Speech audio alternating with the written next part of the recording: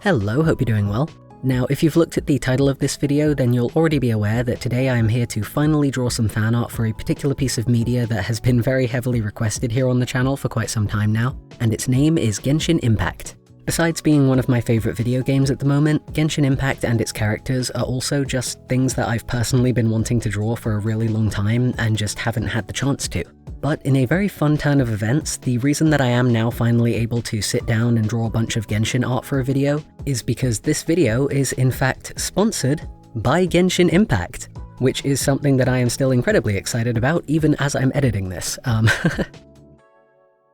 If you've somehow never heard of Genshin Impact before, it's a free-to-play adventure game set in the fantastical land of Teyvat. Playing as a traveler from a distant dimension, you get to climb, swim, and glide your way across the land, and befriend an ever-expanding cast of colourful characters along the way, making use of their unique elemental abilities to solve puzzles and pull off powerful combination attacks as you face off with monsters and progress through the story. Plus, once you reach Adventure Rank 16, you can also engage in cross-platform co-op adventures with up to 3 friends, which, speaking from personal experience, is always a fun time. There you go. Oh, thank you. Why is the fight music still— oh god! In the new Zephyr of the Violet Garden update that's arriving at the end of March, Genshin Impact is welcoming a new character, the dignified Hydro-wielding swordsman Kamisato Ayato, as well as opening up a brand new area in the continent of Liyue called the Chasm, where new discoveries and familiar faces are waiting for you in the darkness. New weapons, new quests, new minigames, domains, and much more are all on the way as part of the version 2.6 update, as well as the chance to wish for some returning characters. So if you'd like to check it out for yourself and join in on the fun,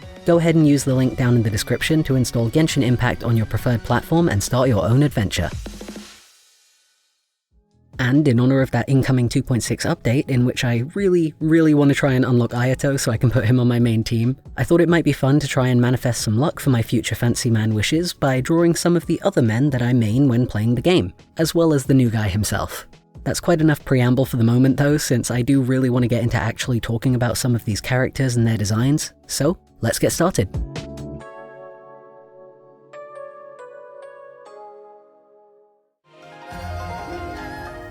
So when it came down to deciding who I wanted to draw for this video, it was admittedly a bit of a struggle because there are just so many really cool characters in Genshin Impact that I could have ended up drawing and rambling about for just dozens of different reasons. I already mentioned my vague theme for this video was like my favorite guy characters specifically, but even with that in mind, I still ended up having to narrow it down a little further to just being male characters that I actually have unlocked and that I personally play as, because I do have 1 or 2 other faves that I haven't actually unlocked yet, and to make a long story short, I could very easily have ended up drawing the entire Genshin roster if I didn't rein myself in a bit. But hey, who knows, maybe I'll end up doing another one of these, like, good luck manifestation videos if there's ever a rerun of Kazuha's banner sometime soon. We'll see. To avoid going overboard with today's lineup in any case, I figured that because the maximum number of characters that you can assign to a single team in Genshin is 4, that might be a good number of drawings to try and limit myself to as well. And the first fella I ended up working on for this quartet was Zhong Li. And it's at this juncture that I realize I should probably say, blanket warning, I'm probably going to mess up the pronunciation of certain things and characters and place names, and I'm very sorry for that. I have a weird accent anyway, and sometimes my mouth just doesn't know how to make words happen, so apologies in advance. But yeah, Zhong Li is a character from the continent of Liyue who wields a polearm and uses his control over the Geo element to summon literal meteorites down onto his enemies' heads. He's also the character that I unlocked the most recently in my own playthrough, and he has been an absolute mainstay on my team ever since. Not least of all because, at the risk of sounding like an absolute nerd here, there's this mechanic in Genshin where you can equip your characters with special items called artifacts that provide them with various stat buffs to their attack and their defense and stuff like that. And right after I got Zhong Li and I was getting him set up with a few random ones just before starting the grind to try and get him to level 90, I unknowingly, completely accidentally ended up giving him a collection of artifacts that pretty much eradicated the cooldown time for his big meteorite summoning ability, so yeah, I may have had him for the shortest amount of time, but he is easily my strongest character. It's kind of just a constant weather report of cloudy with a 100% chance of asteroids every time he steps onto the battlefield, and not gonna lie, kinda love that for him. Besides the fact that he's my strongest character in-game though, I also just really love Zhong Li as a character. I don't think I mentioned before, but like, each playable character in Genshin Impact has a distinct role that they fulfill, or like a job and sometimes an archetype that they're like themed after. And for Zhong Li, among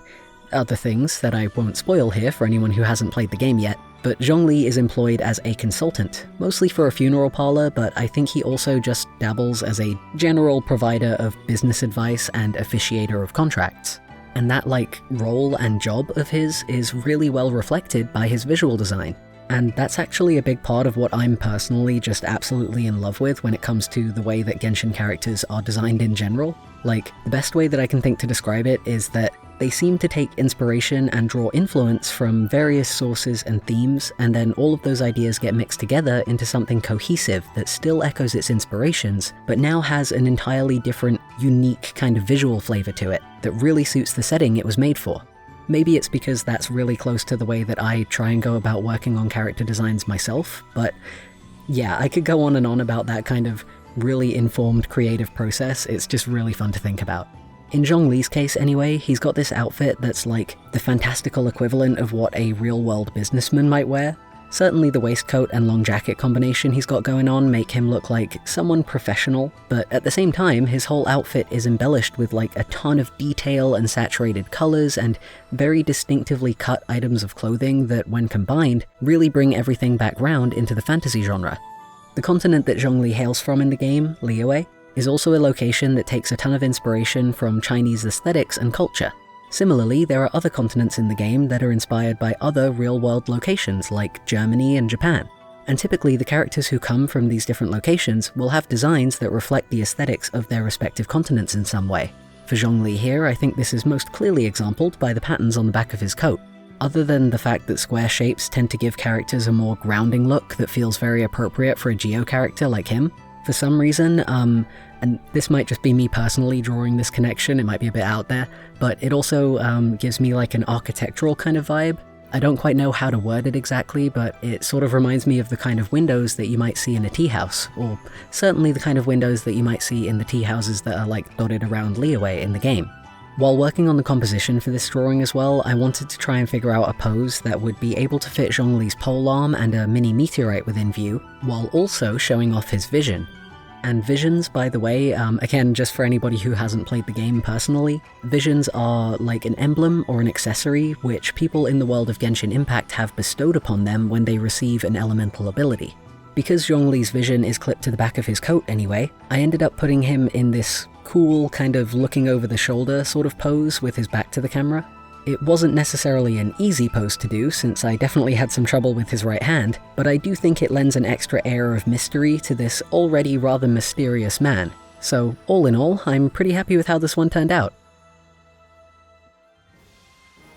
Now, the second fella stepping up to the plate today is not only another fairly recent addition to my own in-game character roster, but also to the world of Genshin Impact in general. I think this choice of character will come as no surprise to anyone who is familiar with the kind of characters that I tend to select as my favorites, but this is the one and only himself, Arataki Itto. Itto is a goofy, greatsword-wielding gang leader, as well as being another character who uses the Geo element. Honestly, when I first started playing Genshin, I didn't use any Geo characters at all, it just really wasn't my favorite element for whatever reason. But nowadays, I don't go into any quests without having at least one of either Zhong Li or Itto equipped, if not both of them, because they are just such heavy hitters, and my personal pro-gaming strategy when it comes to playing really any video game is to just go in and smash stuff as fast as I possibly can. So yeah, they really suit my playstyle on that front.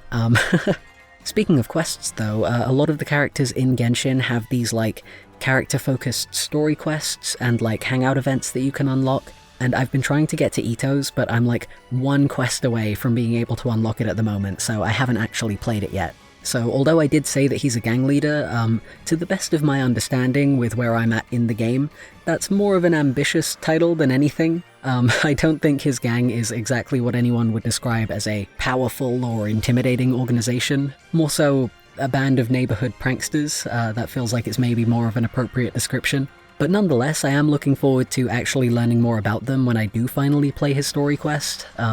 Who knows, maybe I'll be proved wrong and find that the Arataki gang is actually pretty intimidating. Maybe they've got a lot more going on than I'm aware of. They certainly seem pretty unthreatening, but they got the spirit, so we shall see. Time will tell. As it stands for now though, pretty much everything I know about Itto is just what I've found out about him through either promotional videos or by playing him in the game. Namely that he is pretty brash and childish and likes to fight, personality-wise, which is a major contrast to the last character that I drew. Also, his favourite hobby is beetle fighting, and he is an Oni, hence why he has those red horns. And actually that's another thing that I find really fun about Genshin's character designs, is that they tend to mix a lot of folklore into both the characters themselves and the world building, without feeling like they have to get bogged down in the exact ancestral or historical reasoning behind why a character is an Oni or a Kitsune, or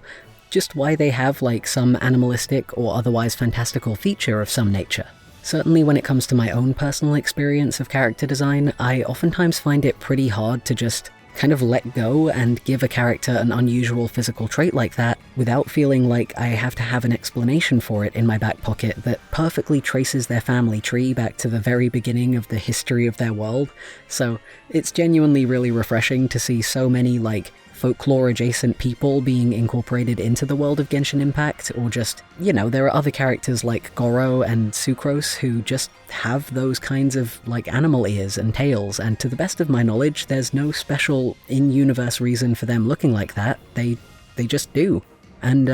yeah, I don't know, this is a bit of a tangent, and I don't know if I'm making 100% sense, but for me at least, that's just something that's always stood out to me as, like, a very fun, generalized reminder that suspension of disbelief does go a really long way, and that you can kind of just have fun and put whatever elements you want to into a character design, and more often than not, people will just go with it. Like, you don't need to think too hard and over-explain everything, basically. Which is pretty contradictory to exactly what I'm doing now, so moving on. With that whole note of try not to overthink things in mind anyway, it is still always evident looking at any Genshin character that there is a ton of thought that goes into the designs. Like, if there's ever an official concept art book released, then I know I'm going to be picking it up immediately, because I would love to see the full, like, sketchbook to screen development process that goes into them. But much like I was saying about Zhong Li, Itto here, for example, also has a design that incorporates a bunch of different elements and traits that come together to create a really detailed, well-informed design. Because Itto is from Inazuma, which is the Japan-inspired continent, his outfit has a bunch of elements that are reminiscent of traditional Japanese styles, like the wooden sandals and the braided rope, or even down to the shape of his armor, which, besides having a very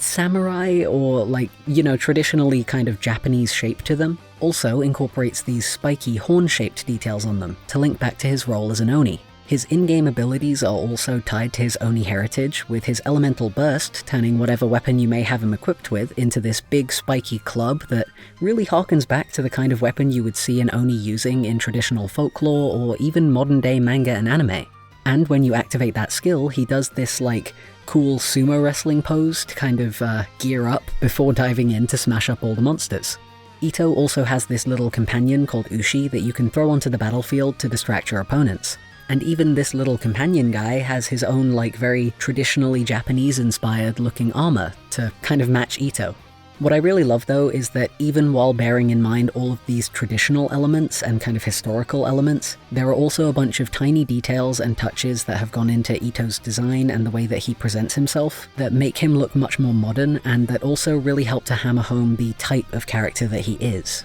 The main one that stands out off the top of my head, besides the fact that his outfit is just really colourful, is that he has his jacket collar popped to really make him look like a typical anime delinquent, as well as having one of his idle animations being him, like, whipping out a comb to slick his hair back in a very 60s punk kind of way,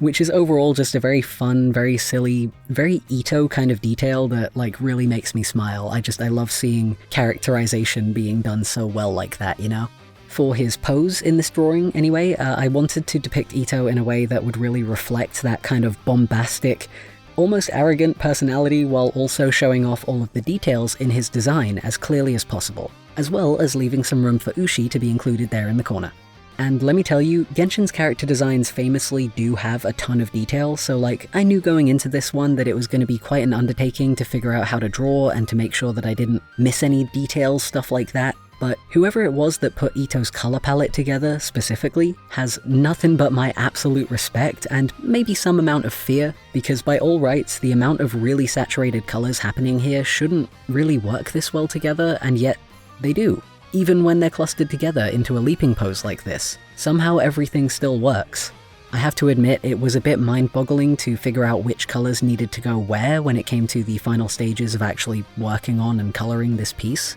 But at the same time, it was also just a really interesting exercise in kind of just going way outside of my comfort zone and using a much busier character color palette than the much more limited kinds that I would usually use if I were making a character myself. Overall though, I did have a ton of fun working on this one, as detailed and kind of grueling as it was to make sure I got everything in there, and altogether I reckon it ended up as a likeness that the head of the Arataki gang would be proud of.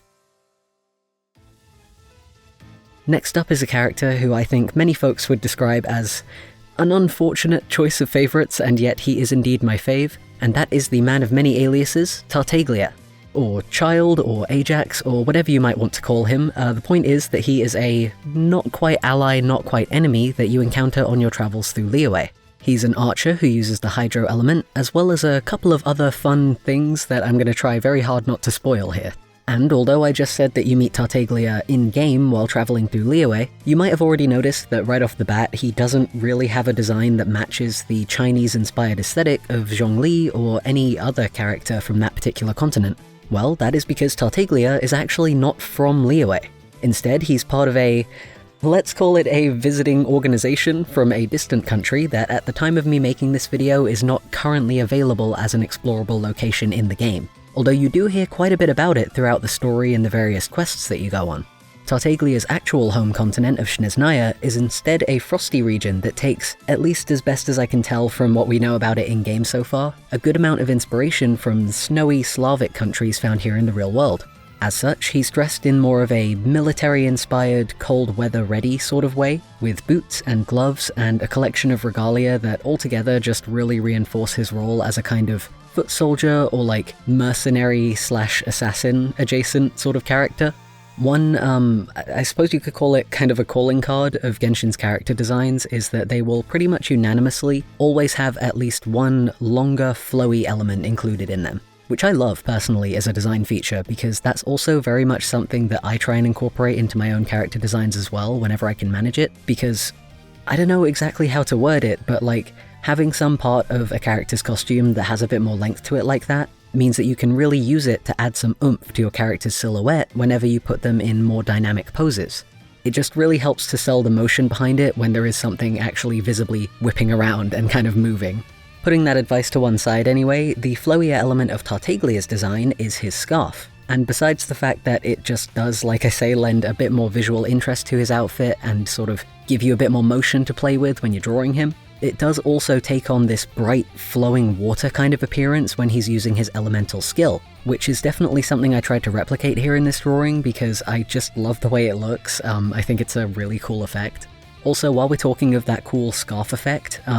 just another fun bit of compositional advice from me here, I suppose. I also tried to arrange the scarf and the water in this picture so that they would kind of flow into one another and lead your eye around the page. I feel like that's something that I maybe have mentioned once or twice in videos before, although it's definitely something you'll hear a lot when it comes to like dedicated art advice kind of stuff, or in like art classes and that kind of thing. But basically the flow and the lines of action within your drawings can be a really important factor in actually making them look appealing. It's kind of impossible to like really concisely summarize what I'm trying to say here, just because lines of action can go any which way. It's a really broad topic, but at least using this case as an example, I ended up having Tartaglia's scarf and the water weaving through the whole piece in an S shape, and then also tried to counterbalance that by having his legs angled in the same direction as the weapons on either side of him. Using a mixture of straight lines and curves like that is typically a good, rough sort of goal to aim for when you're composing stuff, just because it gives everything a nice mix of dynamicness, perhaps even.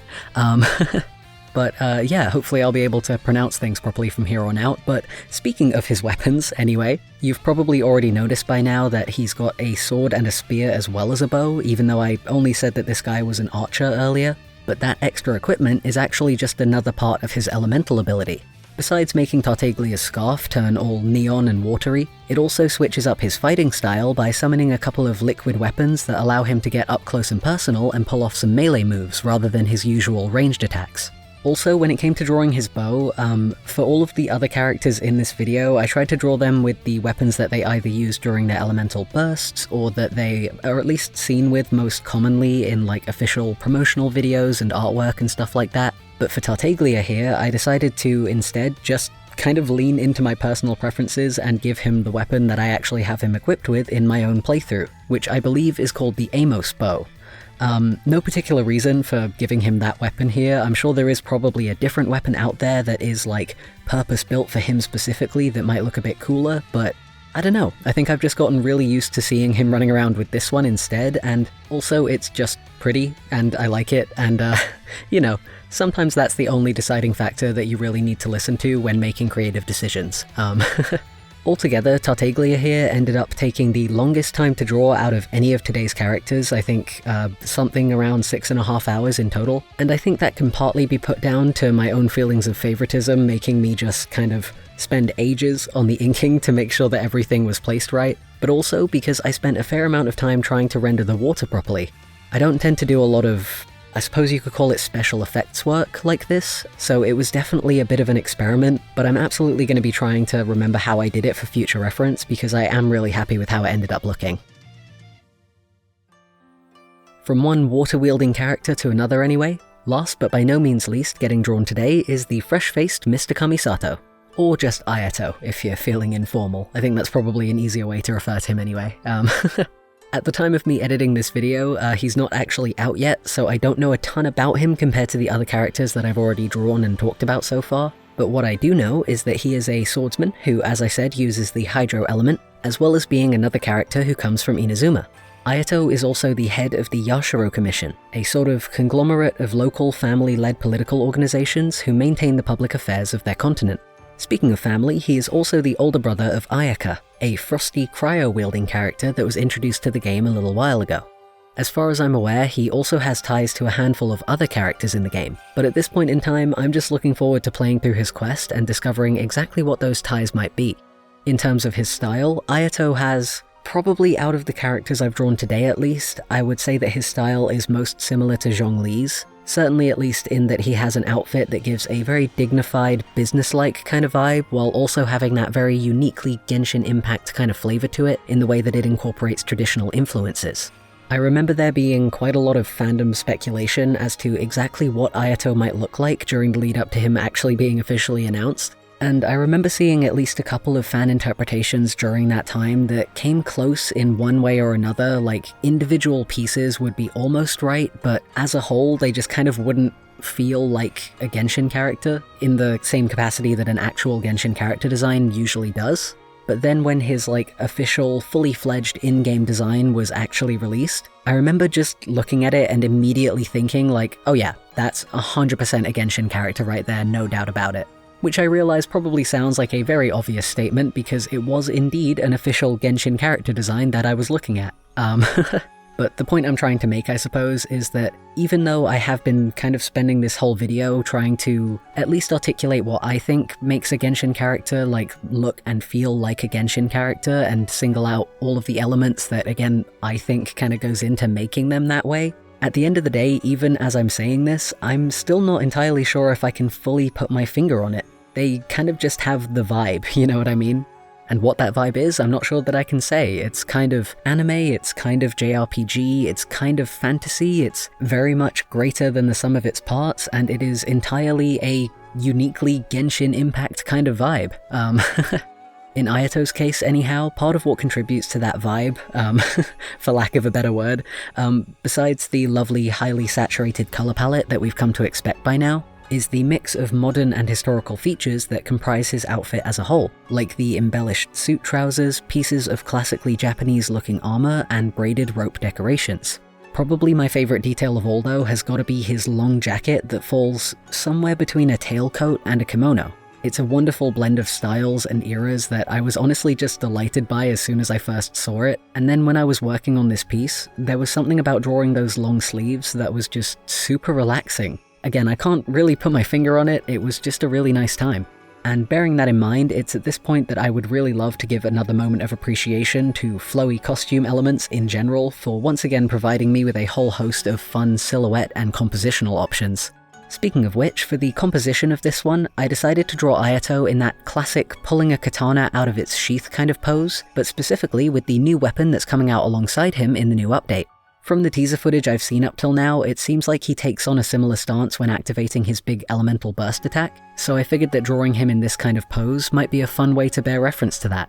Although having said that, this wasn't my only option when it came to thinking up compositions for this one. The main alternative that I had in mind was inspired by one of his idle animations, which has him pulling an entire boba tea out of his sleeve and taking a sip, which I can't lie had me really tempted to just put a bubble tea cup just somewhere in this piece kind of flying around, kind of like how I had Ushi alongside Itto in his own drawing, but ultimately I figured that that would just be distracting since I did actually want this piece to have more of a serious, cool looking vibe, but you know, sometimes we have to sacrifice a boba tea cup in order to make way for the greater good of the piece. It's just the way it is. For the special effects on this one, at first I was considering drawing a bunch of rain or ripples all around him, because that's more specific to the aesthetic of his personal sort of big special hydro move in particular, but I realized very quickly that that wouldn't actually work very well with the way that I'd been composing all of the characters against a rectangular background up until now. Having a bunch of rain scattered all around him at random could very easily end up looking way too busy.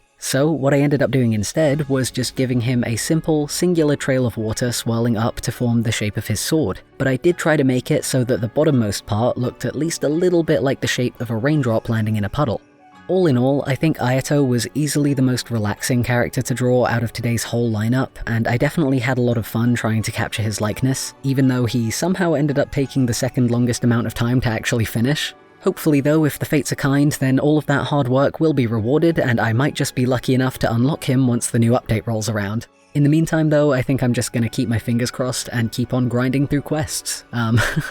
If I ended up drawing one of your faves today in any case, then please do let me know down in the comments, hopefully I did them justice. But otherwise, please do also feel free to let me know who your own faves and mains are, and maybe if I do another Genshin Speedpaint down the line, then I might be able to draw them next time. For now though, that's all 4 of today's lads, all done, drawn and dusted, so how about we go ahead and take a closer look at the finished artworks.